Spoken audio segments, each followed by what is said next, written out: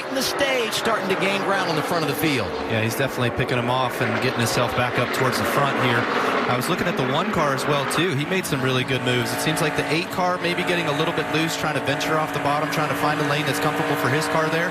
But, you know, those JRM cars, I always kind of saw them have the front run speed, and the JGR cars would always sort of have the back end speed. So we're kind of seeing a little bit of that with Almirola gaining, but not gaining enough. They're really mirroring each other at the front of the field with Allgaier and Almirola. Yeah, guys, you can tell so much about the balance of a car watching the steering wheel. As you watch Taylor driving into the corner, he's going to get a little bit of a run on the outside of this car. But as you watch when he turns in the wheel, you look at that tape, you see how steady it gets in the middle. That tells me he's just a little bit tight. He's also moved up kind of to the middle of the racetrack, trying to find some grip. It's pretty solid even on exit. The balance looks a little too tight to me, but his lap times are pretty good, so he probably just needs a small adjustment to get better. It looks comfortable.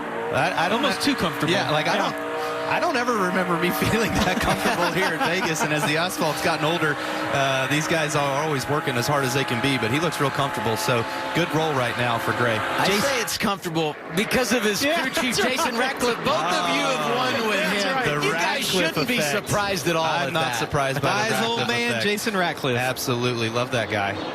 Ryan Sieg continues the climb in the 39, qualified 20th. He is now 10th and has a chance to get some stage points. Let's go Justin Allgaier radio, 2 laps to go in the stage.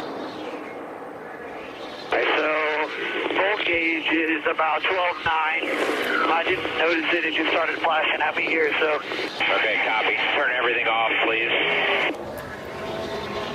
I mean, that's concerning, right? I mean, you having to turn everything off, that's definitely an issue. I don't know how you can hang. I don't know how many things you could actually be running. You know, there's limited switches. I remember back in the day, there was 10 switches of fans you were always running for different aero effects, but there's not so much that you're going to be turning off besides your driver cooling system. So here's the RCR cars. They're battling together, 7th and 8th place right now, coming to the end of the stage. Austin Hill, slow but steady, right as he said he wanted to do, paint that line along the bottom of the racetrack. So looking pretty good, going to get some stage points. Yeah, and there's only a couple things you can do. You turn off the switches, and what you do then is you pray that the volts don't keep dropping, because it's kind of out of your control. If they don't think they can make it to the end, they'll probably pit and put a battery in that thing at some point. The good news for now, he sees the green and white checkered flag. 4th stage win at Las Vegas for Justin Allgaier. That's the most of all drivers. It felt like that behind the wheel. That's how fast he was.